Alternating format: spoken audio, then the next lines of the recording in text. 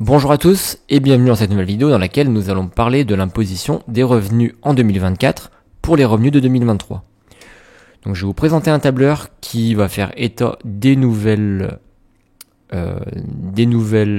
barèmes, des nouvelles charges à déduire, des nouvelles exonérations possibles, etc., etc. Donc l'intérêt majeur de ce tableur, c'est vraiment de déduire le plus de charges déductibles pour optimiser sa fiscalité, donc payer le moins d'impôts possible au final.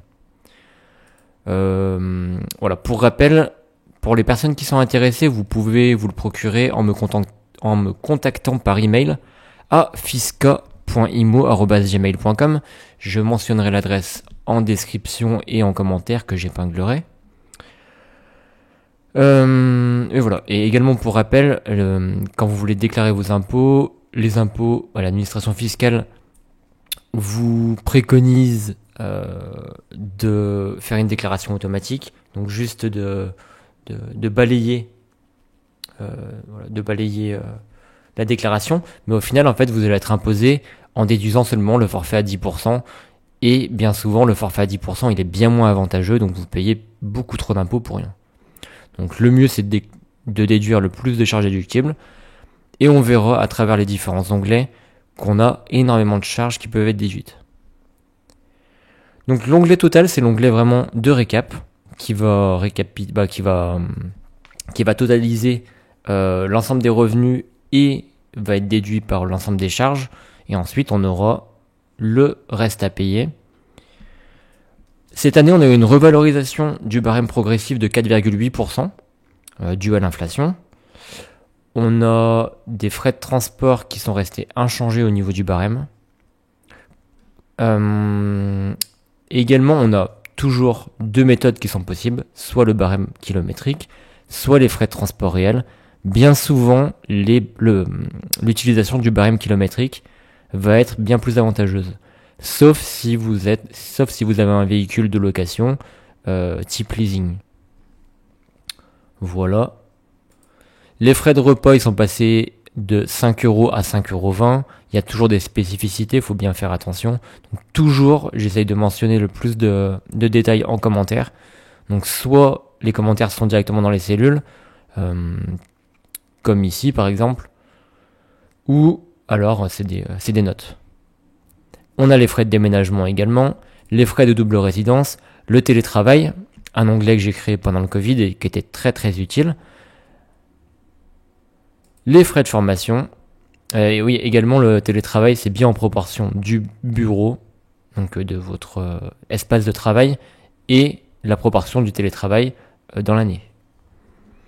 Les frais de formation, les frais de stage et de recherche d'emploi, les frais de vêtements, mais qui sont vraiment spécifiques à certaines professions. Par exemple, moi, mon père est ouvrier, donc il fait partie des professions qui peuvent déduire ces frais de vêtements, donc achat de vêtements, l'entretien, donc à la laverie, etc. Et on a tout ce qui est frais divers, donc comme d'habitude. Voilà, l'ensemble des frais divers, réduction d'impôts, et enfin l'onglet que j'ai mentionné, que j'ai créé aujourd'hui, les revenus exonérés. Donc l'ensemble des revenus exonérés avec des commentaires. Donc voilà. HS c'est heures supplémentaires, HC heures complémentaires, avec beaucoup de détails. Les plafonds, les limites, etc., etc.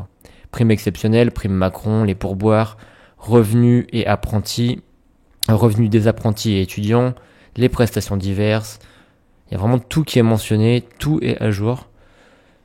Et voilà, des revenus qui sont de plus en plus récurrents sont par exemple que peuvent être les revenus tirés du Bon Coin, de Vinted, de Blablacar, tout ça, tout est détaillé. Et voilà, et même une fiche tiré de finances publiques qui est ici, donc vraiment avec pour ne rien oublier.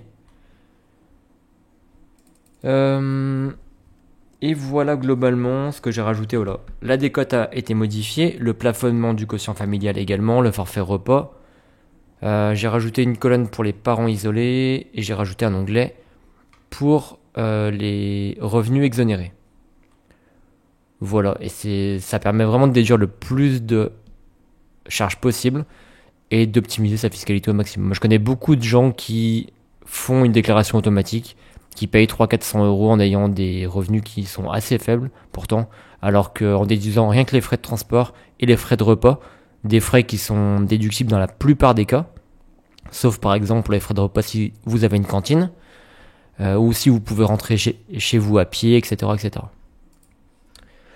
Voilà pour cette vidéo. Donc pour les personnes qui sont intéressées, pour rappel, vous pouvez me contacter par email ou en commentaire. Merci à vous.